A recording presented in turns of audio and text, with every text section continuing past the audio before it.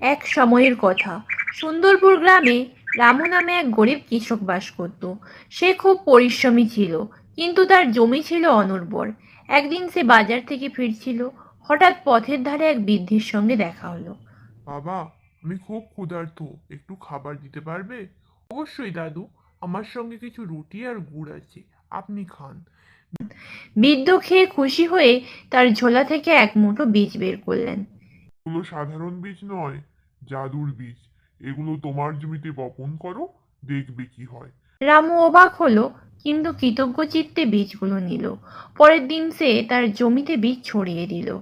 আশ্চর্যের ব্যাপার, এক রাতের মধ্যেই তার জমি সবুজ হয়ে উঠল, আর অল্প কয়েকদিনের মধ্যেই সোনার মতন ধান ফলল। গোটা গ্রামে হইচই পড়ে গেল। জমিদার পর্যন্ত রামুর এই সাফল্যের খবর শুনলেন এবং কৌতূহলী হয়ে তার বাড়ি এলেন। রামু, এত ভালো ফসল কিভাবে ফলালে? এক বৃদ্ধ সাধু আমাকে জাদুর বীজ দিয়েছিলেন, তাই। জমিদার লোভী ছিলেন। তিনি ভাবলেন, যদি এই বীজের রহস্য জানা যায়, তবে তিনিই গ্রামের সবচেয়ে ধনী হয়ে যাবেন। তিনি রামুকে হুঁশিয়ারি দিলেন। আমার সঙ্গে মন্দিরে চলো, যেখানে তুমি সেই বৃদ্ধকে দেখেছিলে, নইলে তোমার জমি কেড়ে নেব। রামু সে সম্মত হলো। দুজনে মন্দিরের পথে হাঁটতে লাগলো, কিন্তু বৃদ্ধ কোথাও পাওয়া গেল না। হঠাৎ ঝোড়ো বাতাস উঠল, আর আকাশ থেকে এক কণ্ঠস্বর ভেসে উঠল। লোভীদের জন্য এই বীজ নয়। রামু ছিল সৎ, তাই আমি তাকে আশীর্বাদ দিয়েছিলাম, কিন্তু লোভ করলে সব শেষ হয়ে যাবে।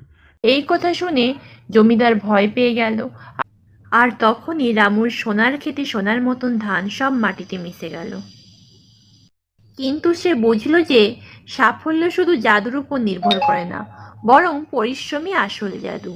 সে নতুন করে খেটে খাওয়া শুরু করলো, আর পরের বছরই নিজের প্রচেষ্টায় দারুণ ফসল ফলালো।